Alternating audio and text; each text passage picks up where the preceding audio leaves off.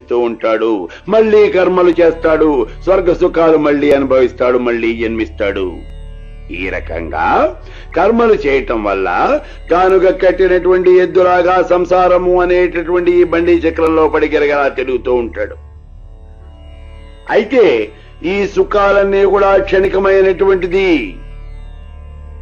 ఇవి ఏవి శాశ్వతం కాదు. పుణ్యలోకాలు అనుభవిస్తాడు, స్వర్గంలో కొంతకాలం ఉంటాడు, ఆ తర్వాత స్వర్గం నుంచి దేవతలు తరిమేస్తారు, ఇప్పుడు మళ్ళీ వచ్చి భూలోకంలో మళ్ళీ జన్మిస్తాడు. కాబట్టి శాశ్వతమైనటువంటి కావు. శాశ్వతమైనటువంటి సుఖము ఆనందము ఆ బ్రహ్మానందం ఒక్కటే. ఈ బ్రహ్మానందము అనేది మోక్షం ద్వారానే కలుగుతుంది. అందుకే బ్రహ్మ జిజ్ఞాస అనేది కావాలి. అంటే ఆ బ్రహ్మను గురించి తెలుసుకోవాలి.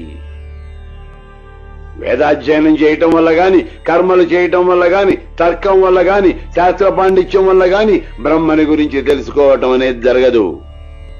కేవలము జ్ఞానము వల్ల మాత్రమే ఆ పరబ్రహ్మను గురించి తెలుసుకోవటం అనేది జరుగుతుంది. అందుకే సాధన చతుష్టయం పొందిన తర్వాత మాత్రమే బ్రహ్మ జిజ్ఞాస కావాలి అని చెబుతూ ఉన్నారు. బ్రహ్మం అనేది జ్ఞాన ప్రమాణం వల్ల మాత్రమే తెలుసుకోతగ్గది. అంటే వేదాంతము అనగా ఉపనిషత్తుల యొక్క విచారణ ద్వారా మాత్రమే ఆ బ్రహ్మని గురించి తెలుస్తుంది. చతుర్వేద పురుషార్థాలలోనూ 4వదైనటువంటి మోక్షం ఉన్నదే, ఇది బ్రహ్మ సాక్షాత్కారం వల్లనే జరుగుతుంది. అందుకే బ్రహ్మని గురించి తెలుసుకోవడానికి ప్రయత్నించాలి. మోక్షం కావాలి అంటే బ్రహ్మ జిజ్ఞాస కావాలి.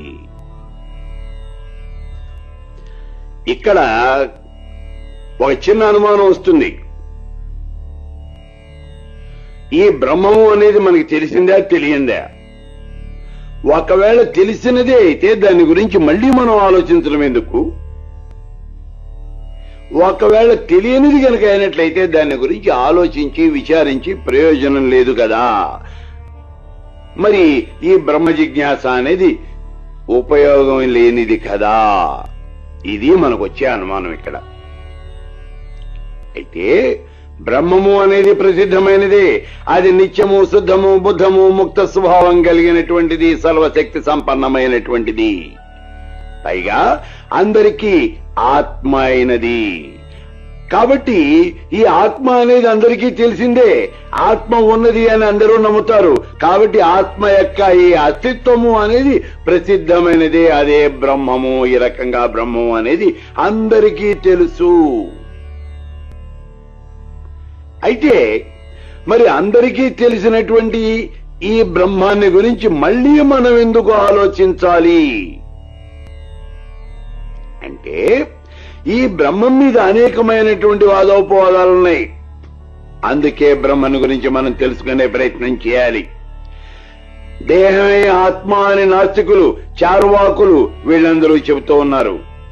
కాదు, చేతనంగా కనిపించేవంటి ఇంద్రియాలే ఆత్మ అని చెప్పేసి కొంతమంది నమ్ముతూ ఉన్నారు. ఇంద్రియాలను ప్రేరేపించేవంటి మనస్సే ఆత్మ అని కొందరంటారు. కాదు, విజ్ఞానమే ఆత్మ అని కొందరంటారు. కాదు, దేహము, ఇంద్రియాలు వీటన్నింటికన్నా వేరైనటువంటిది ఇంకోటి ఏదో ఉన్నది, అది ఆత్మ అని చెప్పేసి ఇంకా కొంతమంది అంటూ ఉన్నారు. ఈ రకంగా ఆత్మని గురించి అనేక విధాలుగా చెప్పబడుతూ ఉన్నది. ఇవన్నీ నిజం కాదు. వీళ్ళ యొక్క వాదనలన్నీ కూడా సవ్యంగానే ఉన్నట్టుగా కనిపిస్తాయి, కానీ ప్రమాణాలు మాత్రం కావు. ఈ స్థితిలో సామాన్యులు ఎవరికి తోచినటువంటి విధంగా వాళ్ళు ఆత్మను ప్రతిపాదించుకుంటారు. మనకి వేద శాస్త్రాలే ప్రమాణం. ఈ జగత్తంతా మిథ్య అంటే ఇవాళ ఉండేది రేపు నశించిపోయేది. పుట్టిన ప్రతి మనిషి కూడా మరణించి తీరతాడు. ప్రతి ప్రాణికి మరణం ఉన్నది. ఈ జీవితం అనేది దుఃఖభూయిష్టం. సంసారికమైనటువంటి ఈ దుఃఖాల నుంచి నివృత్తి కావాలి, ఇది అందరూ కోరుకునేది. అంటే మరణము అనేది ఉండకూడదు. మరణం ఉండకూడదు అంటే ఇదే శరీరంతో శాశ్వతంగా ఉండాలి అని మాత్రం కాదు, జన్మరాహిత్యం కావాలి అని. అదే మోక్షం. మోక్షం ఒక్కటే దుఃఖాల నుంచి రక్షించి మానవుడికి శాశ్వతమైనటువంటి ఆనందాన్ని ఇస్తుంది. పరబ్రహ్మ సాక్షాత్కారమే మోక్షం. ఇది జ్ఞానం వల్లనే కలుగుతుంది. జ్ఞానాదేవత కైవల్యం. కాబట్టి మోక్ష సాధనమైనటువంటి బ్రహ్మాన్ని గురించి మనం తెలుసుకోవాలి. అందుకే బ్రహ్మ జిజ్ఞాస. ఇదే ఇందులో ఈ బ్రహ్మసూత్రాల్లో చెప్పినటువంటి మొట్టమొదటి సూత్రం మొదలు బ్రహ్మ జిజ్ఞాస. ఈ కారణం చేతనే మనం ఆ పరబ్రహ్మని గురించి తెలుసుకోవాలి అనేటటువంటి కోరిక మనకున్నది అంటూ ఉన్నాడు వ్యాస భగవానుడు. ఇక రెండవ అధికరణం జన్మాధ్యధికరణము అంటారు. ఇందులో ఈ చరాచర జగత్తు అంతా కూడా పరమేశ్వరుని వల్లనే సృష్టించబడుతూ ఉన్నది. ఎవడి వల్లైతే సృష్టి స్థితి లయాలన్నీ కూడా జరుగుతూ ఉన్నాయో అతడే బ్రహ్మ. అంటే ఆ పరబ్రహ్మ. ఆ పరబ్రహ్మకి మరి లక్షణాలు ఏమిటి అనేటువంటి విషయాన్ని ఈ అధికరణలో వివరిస్తూ ఉన్నాడు వ్యాసుడు. పరబ్రహ్మ యొక్క లక్షణాలు చెబుతూ ఉన్నాడు. ఇప్పుడు మనకి పరబ్రహ్మ యొక్క లక్షణాలు ఏమిటి అనేది అనేక సార్లు ఉపనిషత్తుల్లోనూ పురాణాల్లోనూ కూడా వివరించబడింది. పరమేశ్వరుడే ఈ జగత్తుకు సృష్టికర్త. సృష్టికి ముందు ఈ జగత్తంతా కూడా పరమేశ్వరులోనే లీనమై ఉన్నది. తనలో అంతర్గతంగా ఉన్నటువంటి ఈ సృష్టిని బహిర్గతం చేశాడు పరమేశ్వరుడు. అందుకే చెప్పాం మనం, ఒక పరి జగముల వెలినిడి ఒక పరిలో కలిగి ఉన్నచూ. ఒకసారి బయటికి తీసుకుంటున్నాడు, ఒకసారి లోపలికి తీసుకుంటూ ఉన్నాడు, బయటికి పంపిస్తూ ఉన్నాడు.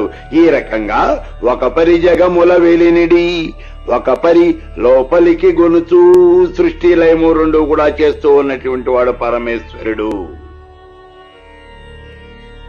అంటే ఈ రకంగా సృష్టి లయము రెండు చేస్తూ జగములన్నీ కూడా ప్రవర్తిల్లింపజేస్తూ ఉన్నవాడు ఎవడైతే ఉన్నాడో అతడే పరమేశ్వరుడు. ఇతడు స్థితి కార్యం కూడా చేస్తూ ఉన్నాడు. ఈ విషయాన్ని కూడా తైత్రీయ ఉపనిషత్తులో చెప్పడం జరుగుతుంది. చూడండి, యతో వాయుమాని భూతాని జాయంతే ఏన జాతాని జీవంతి. వరుణ మహర్షి యొక్క కుమారుడు భృగు మహర్షి విద్యాభ్యాసం పూర్తి చేసి తండ్రి దగ్గరకు వచ్చి బ్రహ్మోపదేశం చేయమని అడిగాడు. దానికి ఈ వరుణ మహర్షి, నాయనా, బ్రహ్మను గురించి ఎవరో చెబితే మనకు తెలుసుకునేటటువంటిది కాదయ్యా. ఎవరికి వారే తపస్సు చేసి ఆ పరబ్రహ్మ యొక్క తత్వాన్ని గురించి తెలుసుకోవాలి. కాబట్టి వెళ్లి తపస్సు చెయ్యి అన్నాడు. కొంతకాలం తపస్సు చేశాడు భృగు మహర్షి.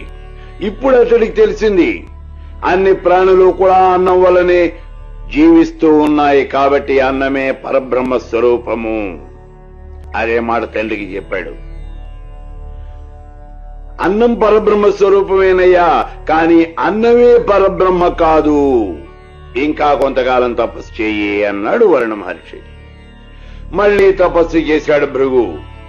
ఇప్పుడు తెలిసింది అతడికి, అన్ని జీవులు జీవించి ఉండాలి అంటే ప్రాణమే ముఖ్యమైనటువంటిది. ప్రాణం ఉంటేనే మనం ఏదైనా ఒక విషయాన్ని గురించి ఆలోచించగలుగుతాం. కాబట్టి ప్రాణమే పరబ్రహ్మ.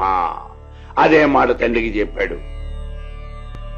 ఆయన ప్రాణం కూడా పరబ్రహ్మ స్వరూపమే, కానీ ప్రాణమే పరబ్రహ్మ కాదు. మళ్లీ కొంతకాలం తపస్సు చెయ్యి అన్నాడు. మళ్లీ తపస్సు చేశాడు భృగు. ఇప్పుడు తెలిసింది సంకల్ప వికల్పాలకు నిలయమైనటువంటిది మనస్సు. దీనివల్లనే ఈ చరాచర జగత్తు అంతా కూడా అభివృద్ధి చెందుతూ ఉన్నది. మనో